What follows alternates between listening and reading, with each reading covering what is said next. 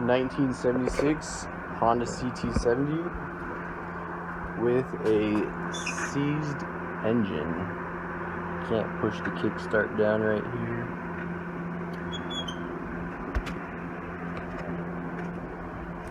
So first thing to do to get the engine off is to take this guard off right here.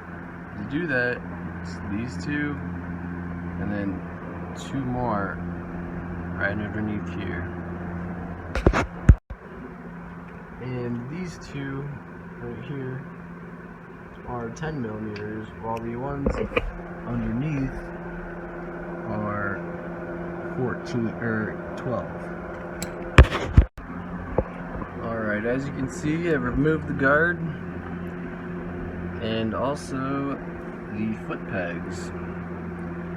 And so the next thing to do to remove the engine is to remove the air filter and the carburetor.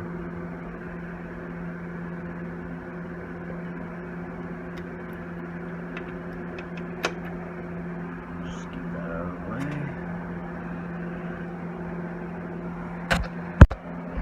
To remove the air filter, just undo this clamp right here, just a Phillips screwdriver, and then a 14 millimeter on this bracket right here.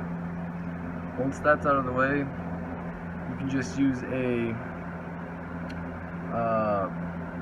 Phillips on this screw right here to remove the carburetor from the intake.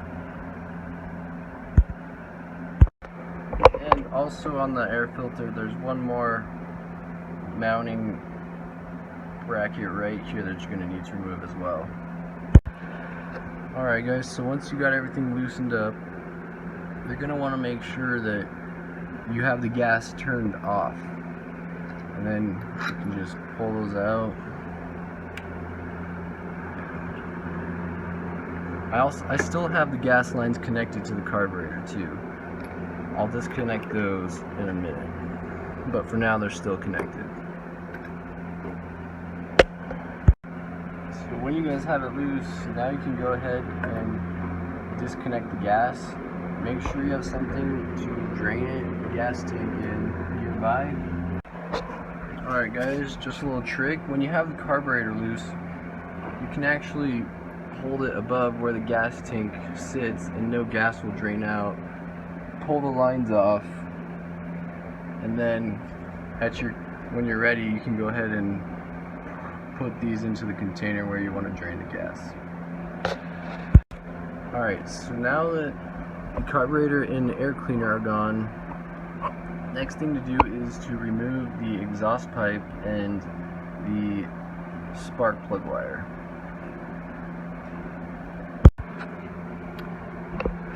So the spark plug, we'll remove that. Just pop off this boot.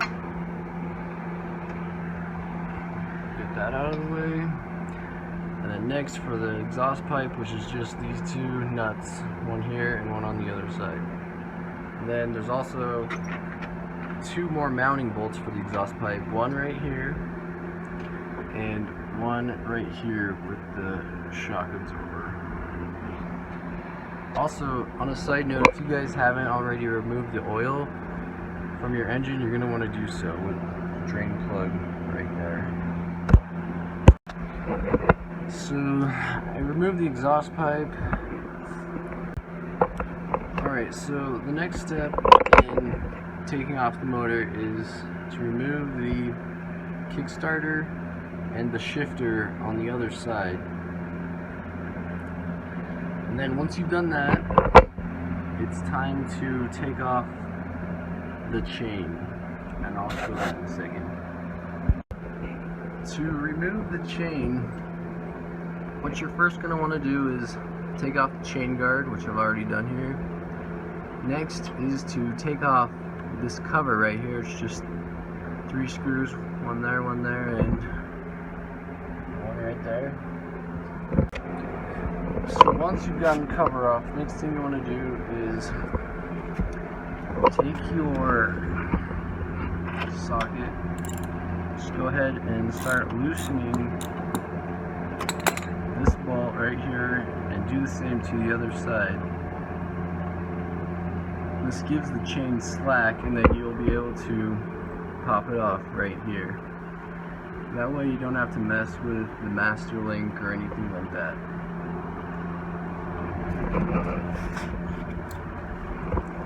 So just do the same right over here.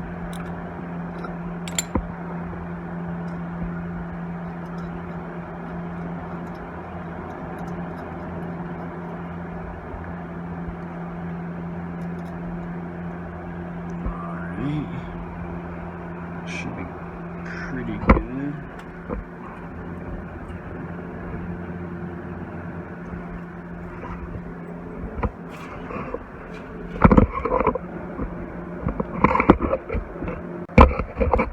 Oh, one more bolt you're gonna have to loosen is the axle bolt. This one right here. Just go ahead and take out this cotter pin and loosen that one right there. So once you've loosened this one, and the axle nut, your chain should be pretty loose. So just go ahead and work it on off of there.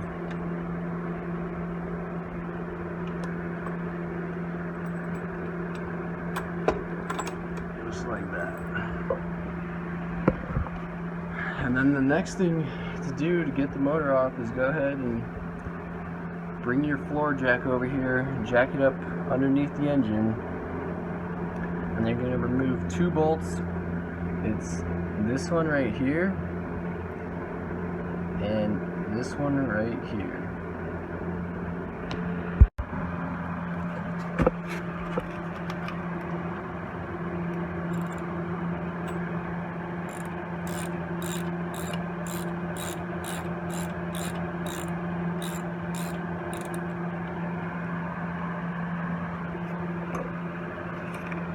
This one you may have to get a wrench and hold the other side of, hold the nut on the other side of this bolt.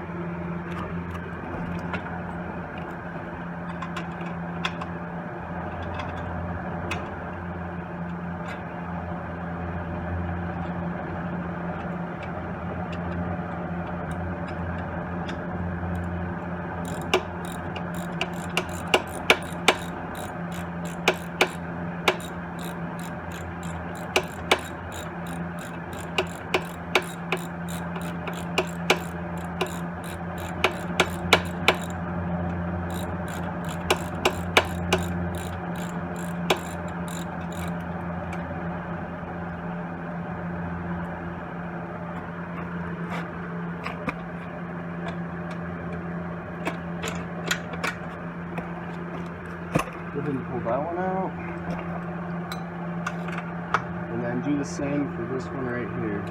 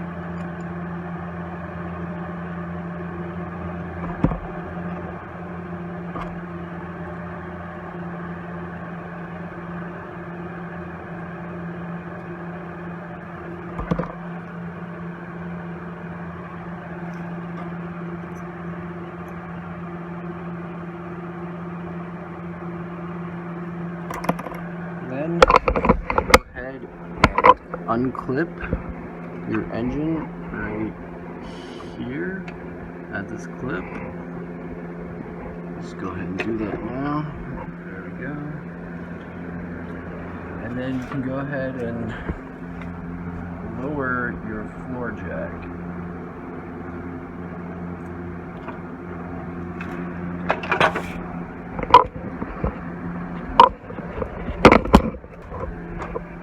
And there we have it. The engine is out.